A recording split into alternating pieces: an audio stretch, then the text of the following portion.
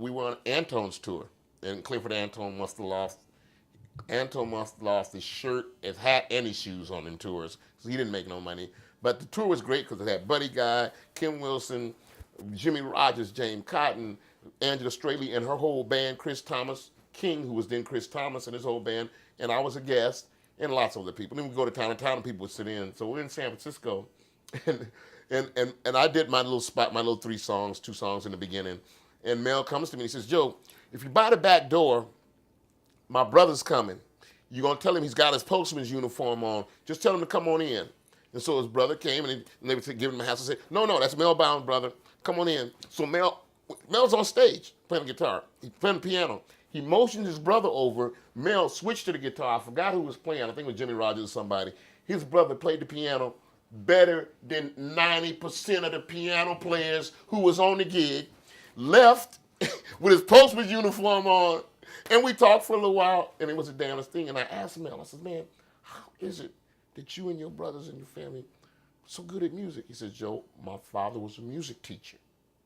I don't know if he told you, so he's my family music teacher. And he said, their dad would pick a note, and you had to tell him what note that was, what key that note was, and in which register.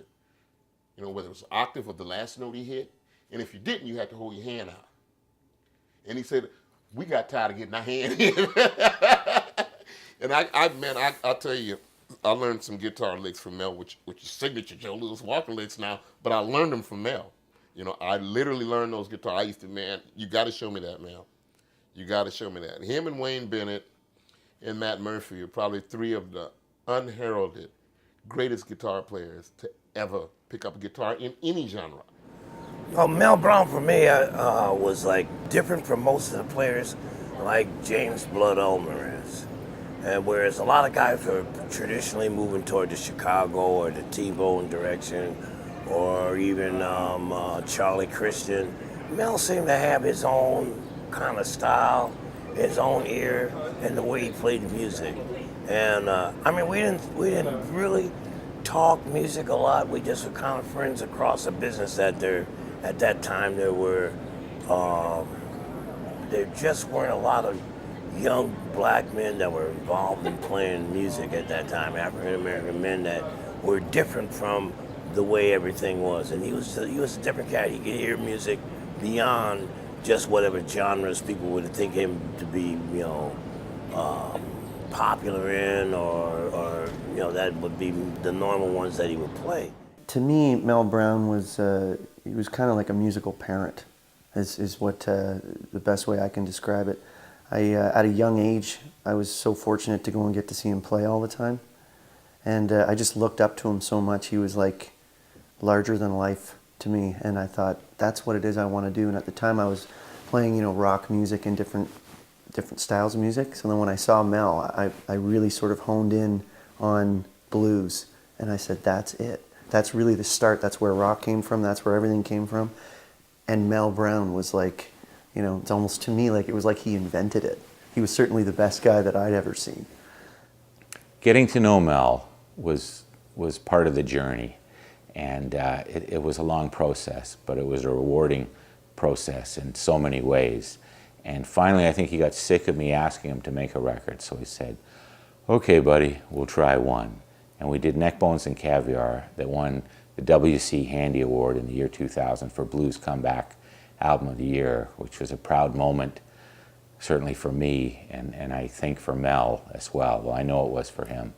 So that was amazing right there. But just spending time with Mel, it was always, you never knew what was going to happen, but you always knew somehow something good would happen, and it would be something you would learn from and probably never forget. And I'll never forget Mel Brown.